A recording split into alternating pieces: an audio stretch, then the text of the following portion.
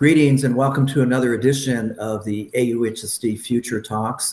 I'm your host, Michael Matsuda, Superintendent of the Anaheim Union High School District. And as our 7,000 plus podcast listeners know, this show is all about the future of education, future of work, future of careers for our young people.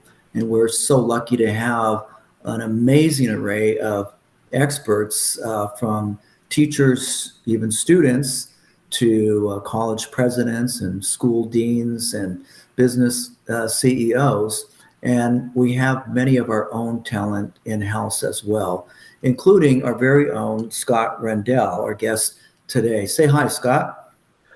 Hi, Mike. Thanks for having me. It's an honor to be here. And Scott is our coordinator for 21st Century Career Readiness. We usually start with what is your driver, Scott, and give us a little background on how you ended up with this wonderful position. Yeah, absolutely. I've been with Anaheim Union High School District for about 15 years now. I started my career as an English teacher, and kind of what drove me to become an English teacher at the time was I had worked my way through college. So I, after graduating high school, went to Fullerton College, wonderful community college experience. Wanted to major in English just because I was pretty good at communication skills and reading and writing and all those things. But I wasn't sure what I wanted to do with it, and I needed to pay my way through college. So I had worked throughout my college career. It actually took me till about age 28 to graduate with my bachelor's degree. And during that time, I had a chance to work for companies like Home Depot. I worked for small companies. I worked in purchasing. I worked in sales. I did a variety of jobs, and I kind of got a taste for the workplace. And I think what ultimately drove me back to education was just noticing that people struggled in their careers if they didn't have those communication skills, if they couldn't sell their ideas to their boss, if they couldn't ask for a raise, if they couldn't go after that promotion, to try or to even to just try and make their company better. And I really came back to education and wanted to be an English teacher to help students with that and to start early and help them with those skills. And it goes, of course, beyond communication to collaboration and creativity and all those things as well. But I spent about 10 years as an English teacher. I taught the AVID elective class as well, which is our college prep elective. And I had applied for a district job as a curriculum specialist and didn't get that particular position, but our former director overseeing career education, Diane Donnelly, had noticed kind of what drove me, right? And she said, "Have you heard about career technical education?" And I ended up applying for a position as a curriculum specialist overseeing career technical education, and didn't know anything about it going in, but it really has become my bread and butter and something I'm a firm believer in as such a great way to prepare our students for their futures and hopefully finding work that's meaningful to them, which I've been lucky enough to do myself. Yeah, that's quite a journey, Scott. I think you touched on a number of things that kind of reflect how careers have evolved and are evolving, right? Because you and I have talked earlier about how back in the old days, right, especially with education, it's pretty much a lifelong career, but we know that that's not the case anymore. Could you expand on what that means? Yeah, I think for our students going out into the working world, there are less and less of those positions where you can just kind of jump into a job and hold that job for many years. And really having that focus on the 5 C's that we talk about many times on this podcast, that we talk about as a district, creativity, collaboration, critical thinking, communication, all those pieces. Those are the things that can sustain students through a variety of careers. It can help them grow within their career. They can advance further in those companies and organizations. But having those 5 C's plus that adaptability and resilience to find your way out in the working world is so critical to our students. And those are the things that we hope to prepare them for. So let's take the audience on the journey of growth for CTE and especially our AIME program, which now has all these statewide accolades. Could you, just reflecting on those early days, because people will say, well, how did you build this program to where you have over 80 corporate and nonprofit partners and thousands of kids involved and, all kinds of career pathways? How did it start? How did the AIME program start? And then how does that connect to these career pathways? Yeah, absolutely. So the AIME program started actually at the request of our students. We had students from Anaheim High School go down to the Anaheim City Council and ask for more from education. There had been a police shooting here in Anaheim. There had been violence, and things weren't going well for Anaheim. And students were asking for more from education. And what they asked for was not prepping for the test. It was, we want those mentoring and internships. We need to have a positive outlook for our future. And so thanks to your leadership, Superintendent Matsuda and former Mayor Tom Tate, City of Anaheim Mayor, you reached out to the business community and asked them to come on board. And they did. They came on board. Kaiser Permanente was our first partner and launched with a mentoring series. And it really grew from there. And when I came into this position, AIME was a couple of years old, and we had many business partners. It was growing at that time, but it's continued to grow. And I think it's because our business partners are on board with the mission around the 5 C's. They see what we're doing as critically important.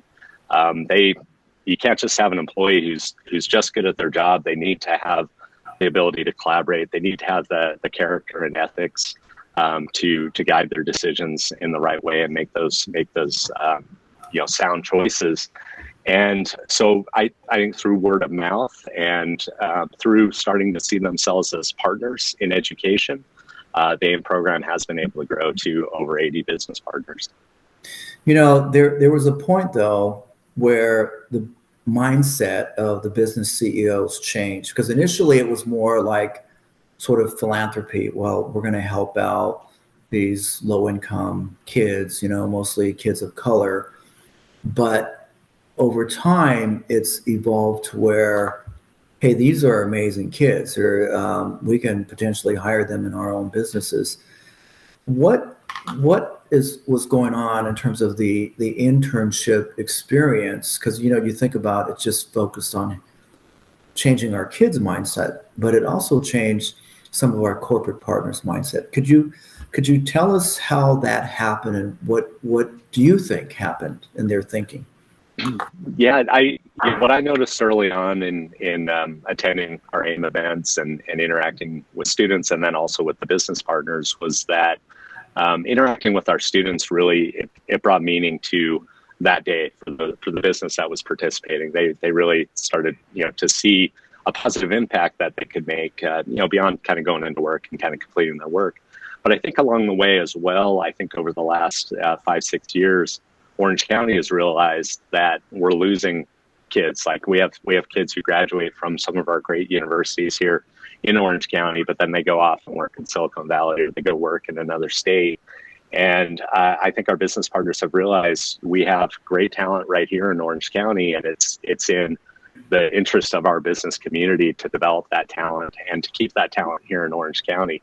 We have such great technological firms. We have such a great economy here in Orange County.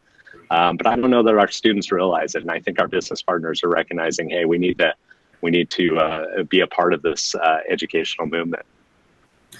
So the other thing, I think what I've appreciated with you and your team is you vet the businesses. I mean, there are a lot of businesses now that come to us and they might be interested in internships, because our kids are they're not doing Xeroxing, let's put it that way. I mean, these are meaningful jobs. Could you describe how that process works in terms of working with corporate on making these meaningful internships for them? Yeah, absolutely. Our team, so, MJ Cook, who's our director of the AIME program, Patty Hatcher, who works on the AIME team as well. We work with the businesses to make sure they understand the outcomes of the internship. And we're looking for alignment around that vision of developing the students' growth in the 5 C's, in hopefully their technical skills as well, that skills that they can bring to the job, and then helping students explore and find their voice, find their purpose. And so a lot of that is education along the way. The other piece that's been critical for us is having our internship coordinators. We have a fantastic team of coordinators that work with the businesses, meet with them prior to the internship, go through some of the goals and outcomes that we're looking for, that students are looking for, and really make sure that experience is worthwhile to the students. And they're checking on, with the businesses throughout the internship, and so on. But it's an entire process. I think it's about alignment around the goals and outcomes of the internship, and of course, we're making sure that the students aren't there, like you said, to make copies or to do those sort of road tests. We want them to have a professional experience, so they can see that longer term goal for themselves that they're not going to see necessarily in an entry level position. Have we had a chance to really look at sort of longitudinal data about how successful the kids are, at least maybe correlating these internships, which generally occur in their summer of their junior year, right? Sometimes I know you're extended now during the school year, but correlating that to, let's say, grades or absenteeism or other indicators of school success or failure. Yeah, absolutely. Our students who participate in the internship, we've looked at their graduation rates. We've looked at their A through G completion rates, which is their measure of their college readiness. We've also looked, since the program's been around long enough, at their college going rates and college persistence into that second year. So those are some of the things we can look at, and it's above average in each of those categories. So they definitely are succeeding in those particular measures. We are also in the process of developing an alumni program where we can start to hear those stories back from students, because it is hard to track out into the career world, kind of that part of their success. But in terms of what we're hearing from students, qualitative data, we've heard from many students that, wow, this really helped me figure out what I want to do when I go to college, in terms of studying, or what I want to do for a career. And throughout just growth in the 5 C's for our students. So we definitely, lots of measures that are positive, and it does correlate over to positive GPAs and grad rates and college readiness.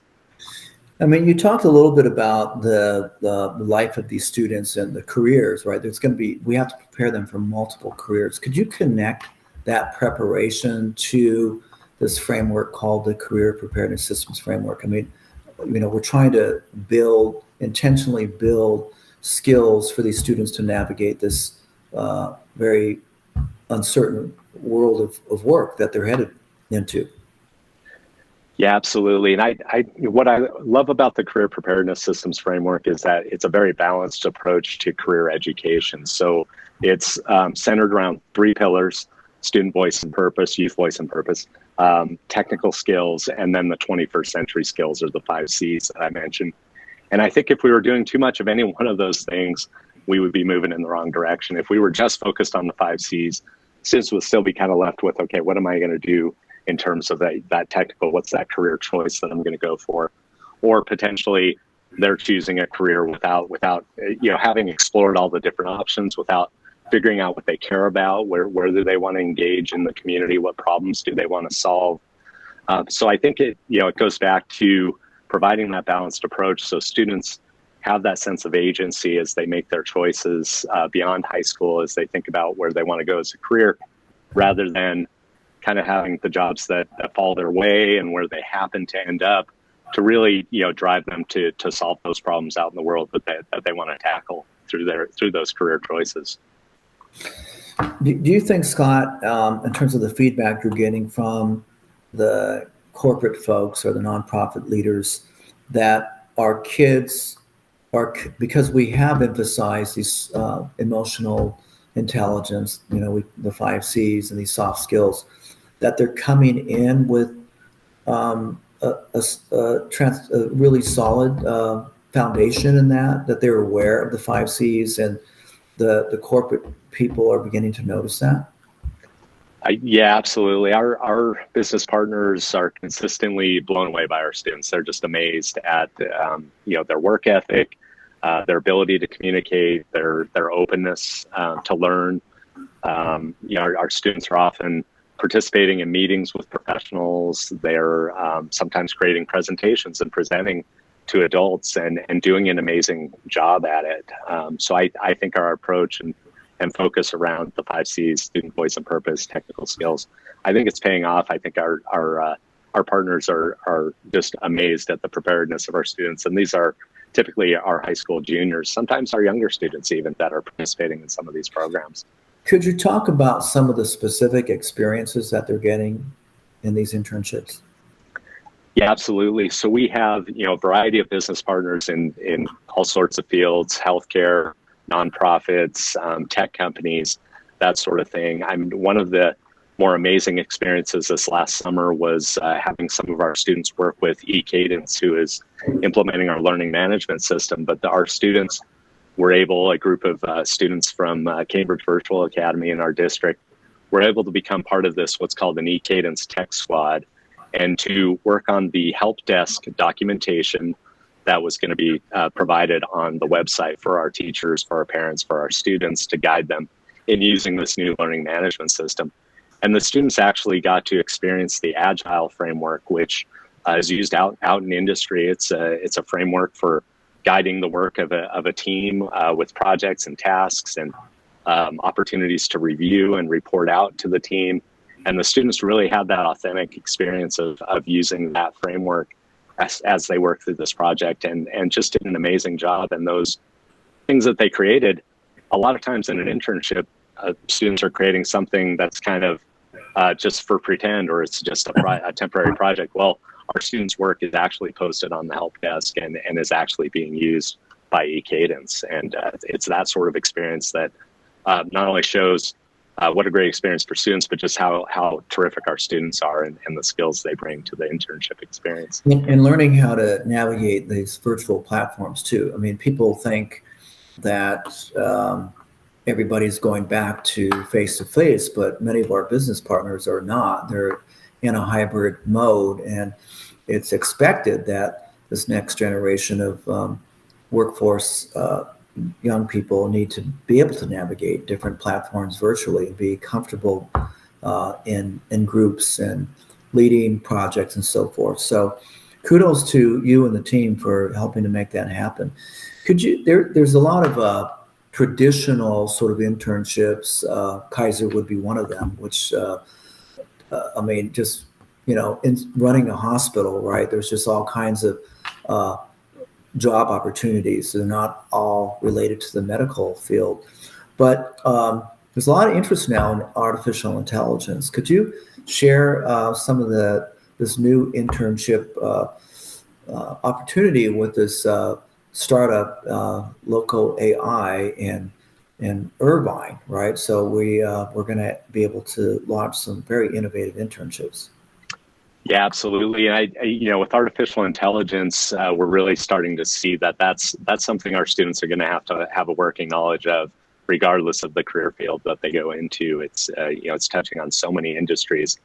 But we have an opportunity with a local company here in Irvine, Loco AI, for our students to be interns and to work with that company. And what they do is they utilize actually video game technology, the Unreal Engine, which is used in a lot of 3D games, to create data for artificial intelligence for things like detecting emergency situations and that sort of thing. So utilizing the Unreal Engine to create synthetic data that the artificial intelligence can use to better itself without having to use real world data to do that and to rely on it. So it really accelerates the learning along the way for that system. So to have a couple of our students just right there on the front lines and potentially more down the road is just an amazing experience. And I think, what they're learning, I think all of our students are going to need to get a piece of this in terms of grappling with this as they go out into the working world.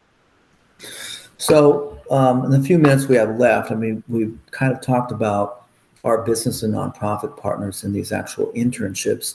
the other piece that you touched upon are these technical skills, the hard skills that work with mainly the community colleges, right?